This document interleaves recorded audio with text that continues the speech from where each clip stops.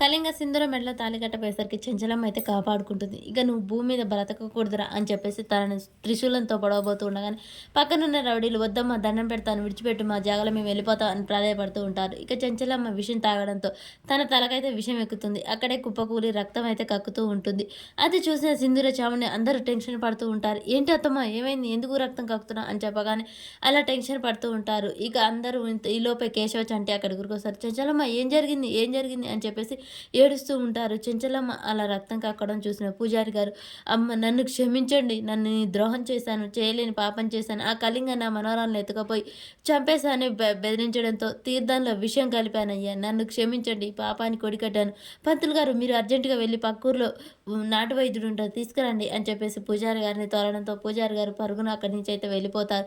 ఇక కేశవ చంటి అందరు భయపడుతూ ఉంటారు. అది పూజారి గారు మీరు వెళ్ళండి, తొందరగా ఇక్కడి నుంచి వెళ్ళండి అని చెప్పేసి చెప్పగానే పూజారి అక్కడి నుంచి వెళ్తాడు. ఇక సింధూర అత్తమ్మ నీకేం కాదు, మామయ్య హాస్పిటల్కి తీసుకెళ్దాం పదండి అనగానే చెంచలమ్మ ఉండి వద్దు, ఆ దేవుడి నిర్ణయం ఇది, ఆ దేవత ఇలా ఇక్కడ నన్ను ప్రాణాలు తీసుకోవాలని కోరుకుంటుంది, అదే జరగనివ్వండి, నేను ఎక్కడికి రాను, ఈ సన్నిధిలోనే నన్ను ప్రాణాలు వదలనివ్వండి, నాకు అంతకంటే తృప్తి ఏముండదు అని చెప్పేసి చెంచలమ్మ చెప్పడంతో వాళ్ళైతే అక్కడే ఉంటారు. ఇక చెంచలమ్మని ఈలోపే పూజారి గారు పరుగున వెళ్ళి అక్కడిని ఒక మనిషిని అయితే తీసుకొని వస్తూ ఉంటాడు. అమ్మ నువ్వు వెళ్ళి అభిషేకం స్టార్ట్ చేయి సింధూర, అది ఆగకూడదు అని చెప్పడంతో ఇక సింధూర్ అయితే అభిషేకానికి ఏర్పాటు చేస్తూ ఉంటుంది. చెంచలమ్మని అలా అరిటాకులు వేసి అక్కడ పడుకోబెడతారు. ఇక చెంచలమ్మకు విషం కొద్దిగా వెక్కి నోటెమ్మటి నుర్జుల్లాగా వస్తూ ఉంటుంది. ఇక సింధూర్ అయితే అభిషేకం చేసి హారతిస్తూ ఉంటుంది. అత్తమ్మ నీకేం కాదు అని చెప్పేసి తొందరగా అభిషేకం పూర్తి చేసి ఆ అఖండ జ్యోతిని అయితే వెలిగిస్తుంది. అది వెలిగించి అమ్మవారిని దండం పెట్టుకుంటూ ఉంటుంది. అమ్మవారి కళ్ళల్లో సింధూర రూపం కనిపిస్తూ ఉంటుంది. అలా నా అత్తమ్మ ప్రాణాలకు ఏం కాకూడదు తల్లి, నా అత్తమ్మని ప్రాణాలతో కాపాడు అని చెప్పేసి సింధూర ప్రతిమ దేవునికి దండం పెట్టుకుంటూ ఉంటుంది.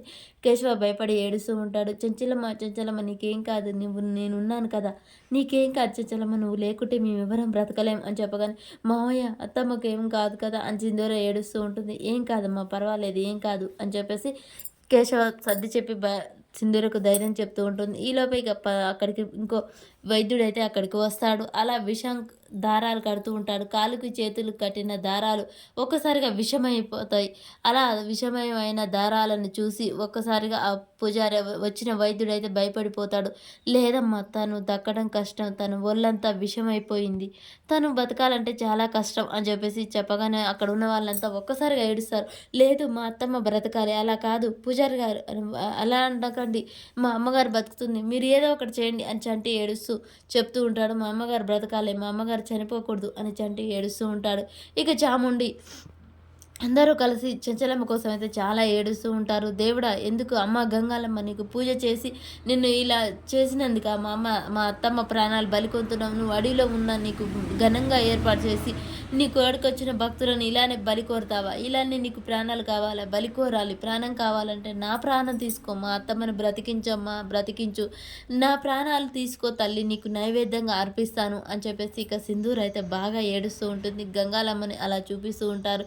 సింధూర్ చాలా దండం పెట్టి బ్రతిమలాడి దేవుణ్ణి అయితే బ్రతిమలాడుకుంటూ ఉంటుంది. ఈలోపే ఆ వైద్యుడు అయితే ఒక ఉపాయం చెప్తాడు. ఇక మరి సింధూర అక్కడికి వెళ్ళి ఆ అఘోరాల దగ్గర చేయగలుగుతుందా, అసలు ఏం చేస్తుంది, చెంచలమ్మ బ్రతుకుతుందా చనిపోతుందా అనేది మనకు ముందు ఎపిసోడ్లలో తెలుస్తుంది.